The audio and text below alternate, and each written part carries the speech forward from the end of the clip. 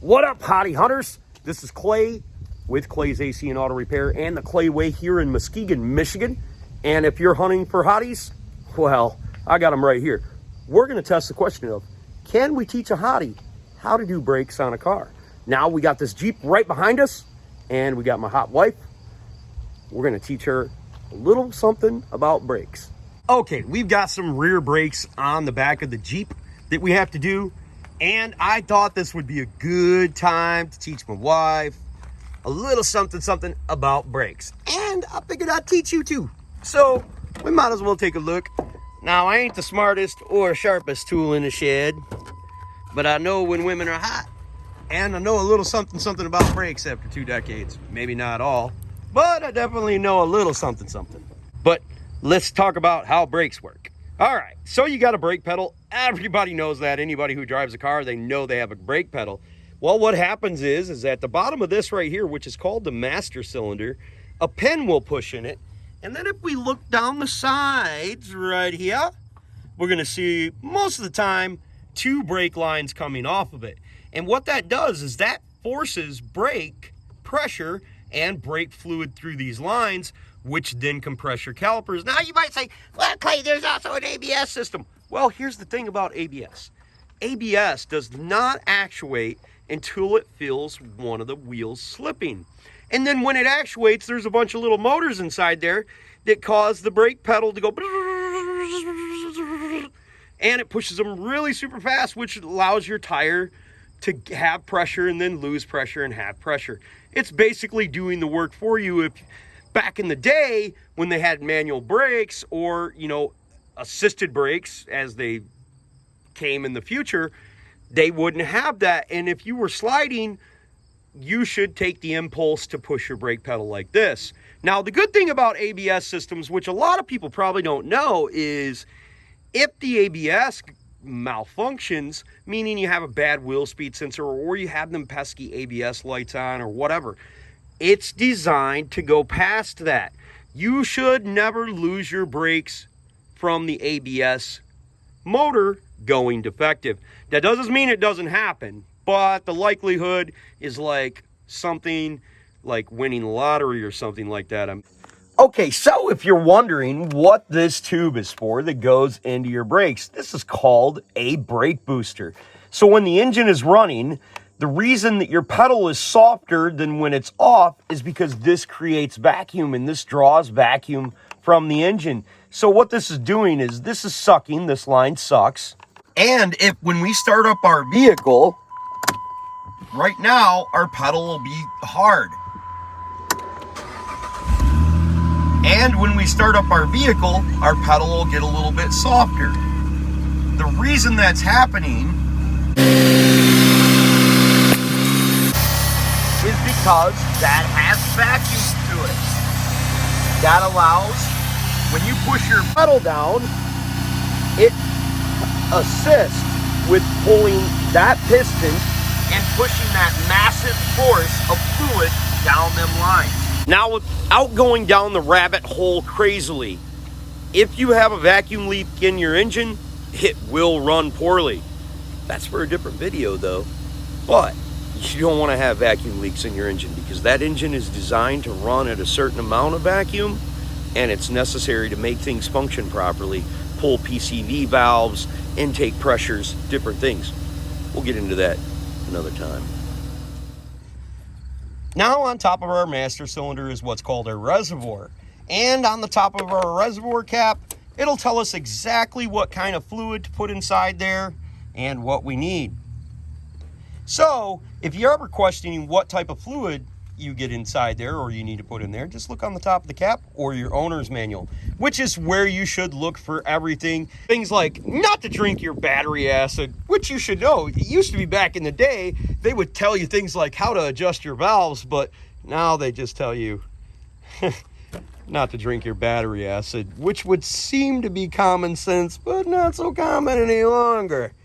Anyways, so you never, ever, ever want to put anything inside here other than what's recommended on the cap. Now, there was this one time where I had somebody who had actually put or got water inside their brake cylinder, master cylinder somehow. And the car would drive down the road, and about 5 minutes later, all the wheels would lock up. It was ridiculous. Okay, so let's say you're curious about how much brake life you have left inside your vehicle. Well, the first thing you can do is look at your reservoir. Now, if you've owned the vehicle for a long time and you know that you haven't added any brake fluid to it, and the reservoir is down and you don't have a spongy pedal because maybe you got a leak, you can generally tell by looking at the brake reservoir itself. Think about the brake reservoir just like this. 70% of your braking power comes from your front wheels. 30% comes from your rear wheels.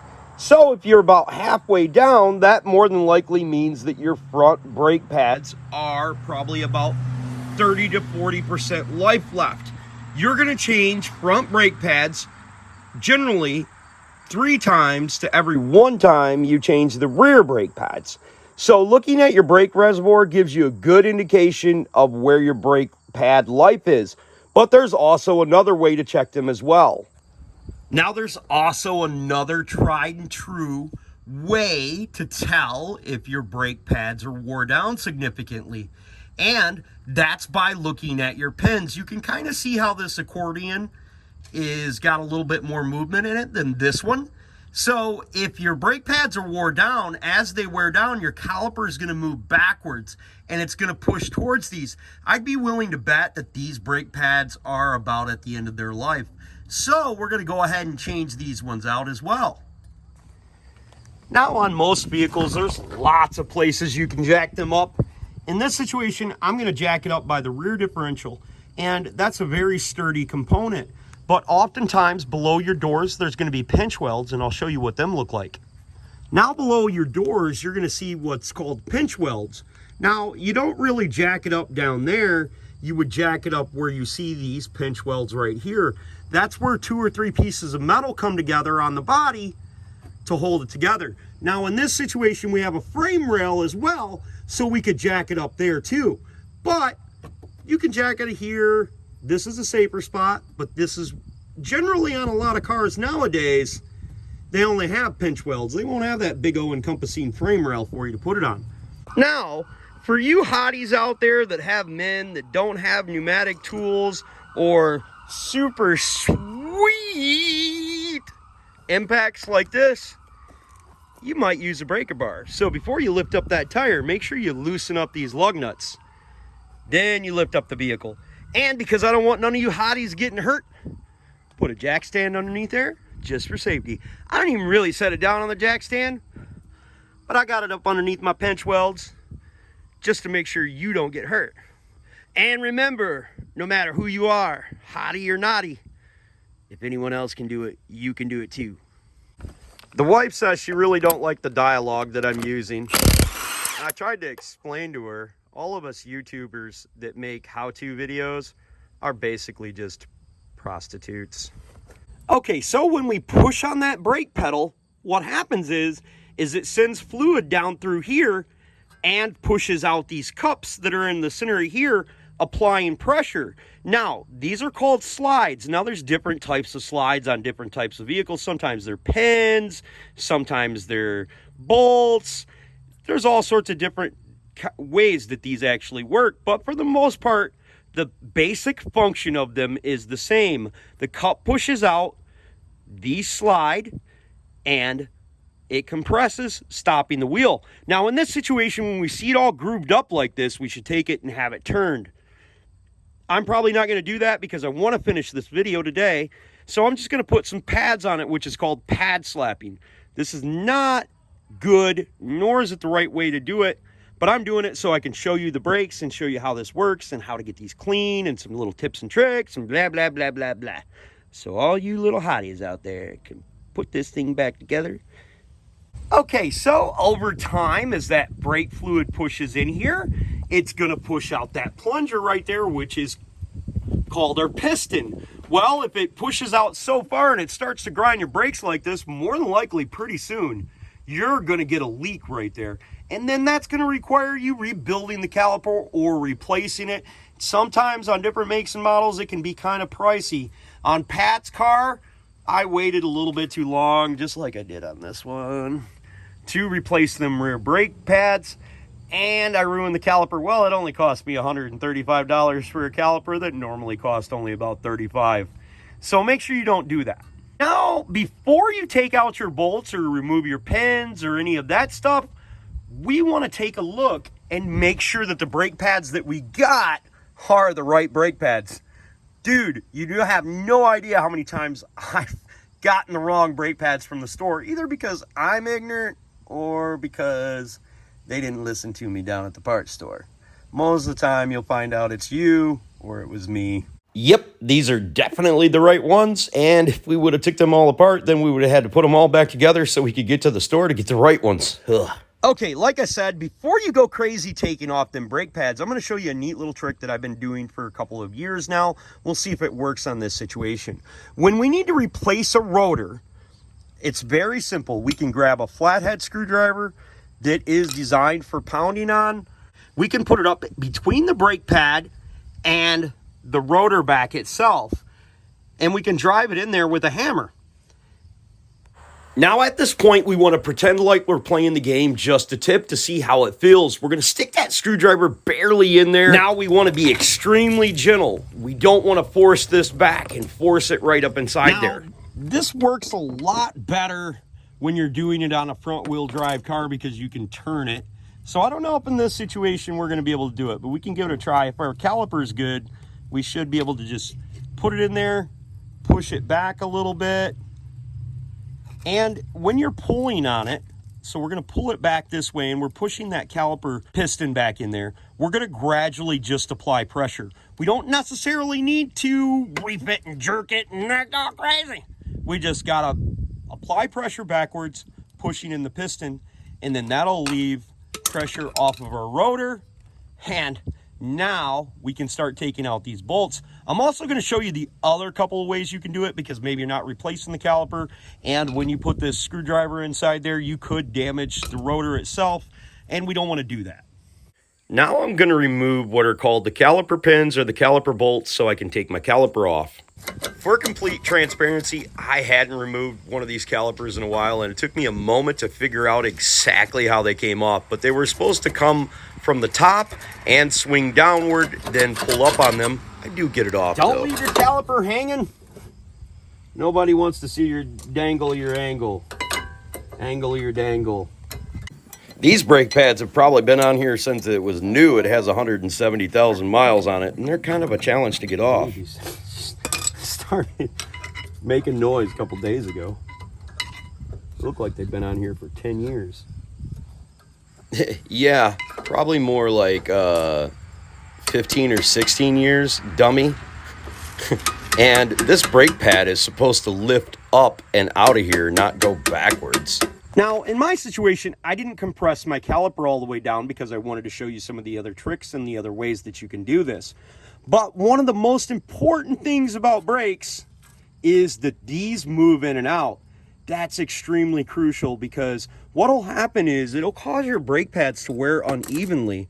And I would say these brake pads were pretty even for the most part, except for they were left on there too damn long. Anyways, I swear to you, this just happened last week. I mean, like 3 days ago, literally. I didn't drive them for that long. But you did drive it. But I did drive it. I did. I mean, I was only like 600 miles yesterday. Wasn't that far. Okay, so one of my second favorite methods of compressing a caliper is with the vice grip clamps. Now, you can also do it with the C-clamp, but it kind of gets hard to turn right here sometimes. And you got to remember that you're gradually pushing this in, folks. You don't need to force it in. What you're doing is when you press this in, this fluid is getting transferred back up to that master cylinder. So if you ever want to know how much brake life is left on your vehicle or in your vehicle without looking at the wheels, you can look inside that master cylinder. You don't ever want to add fluid when unnecessary, because the amount of fluid in there, it doesn't go anywhere. It doesn't evaporate up into thin air. It's not like all the money that we have in our wallet. It does actually go somewhere. Anyways, so now we're going to go ahead and we're going to take the vice grips and push this in the rest of the way. And we're also going to check these pins and make sure they work in and out. If they don't work in and out, then you want to take them out and you want to clean them up on the wire wheel, do some things like that. You can look at other videos of that. Make sure when you install these, do not over tighten these bolts.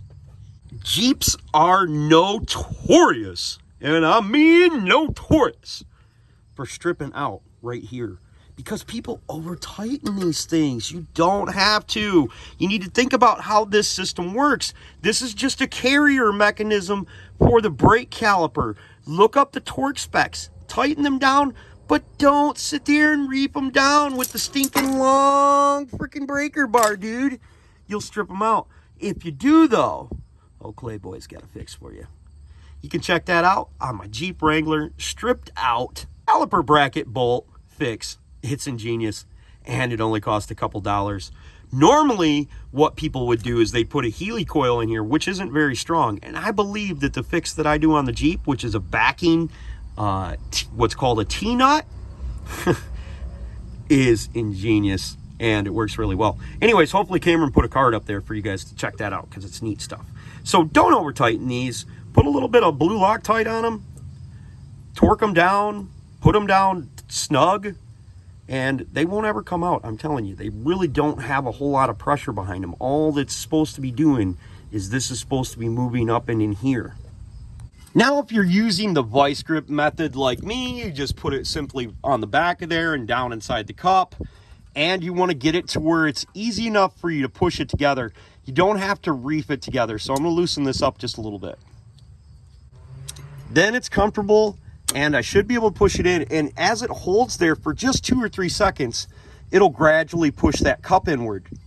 Then we quite simply loosen it up, tighten it down a couple turns, and once again, squeeze her together, allow her to sit for a couple moments, then loosen it up. And once this is flush with this, you're good to go. Then you'll have enough room to put your brake pads back on and install your brake caliper. Now, one of the other things that I should mention when you're using this particular method right here is do not tighten it up so much, because I have seen guys take this and blow right through the cup, especially when it's rusty. So just keep pressure on it. Wait till it's down like that. Take your time, be patient. You'll be done soon.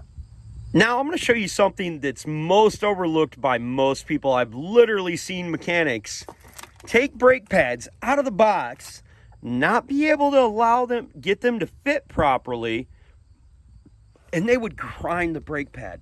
And I'm going to show you why that happens. These are clips, and the brake pads are designed to slide across these clips. We don't put any oil, we don't put any grease on there because that would just collect dirt. So we don't do that, we keep them dry. But what people forget to do is they take these off and then they go right to putting this thing back on there. The problem with that is there's all this rust up on here. So this doesn't allow the clip to sit on there properly. And all we need to do to rectify it is just take a file and clean the stuff up a little bit. Come on. I know there ain't no hotties watching this because you guys are all looking for hotties. Okay, so you want to make sure that these are square and not kittywampus like that one. Now, these brakes are pretty self-explanatory how the brake pads go on there. We can tell that there's notches on the bottom but not on the top. So that basically means that this fits on here and then this pushes inside here. Now on other brake systems, you want to pay particular attention to what's called the squealer. It's going to be a piece of metal that comes off the edge, and it will tell you when your brake pad is wore down so much. They're not on both sets of brake pads. They're going to be on the inboard set, meaning the closest to the car. The reason for that is they figure from the manufacturer that brake pad is going to make contact with the rotor prior to the front one. But when you'll have a situation if your pins were frozen and your brakes weren't able to slide.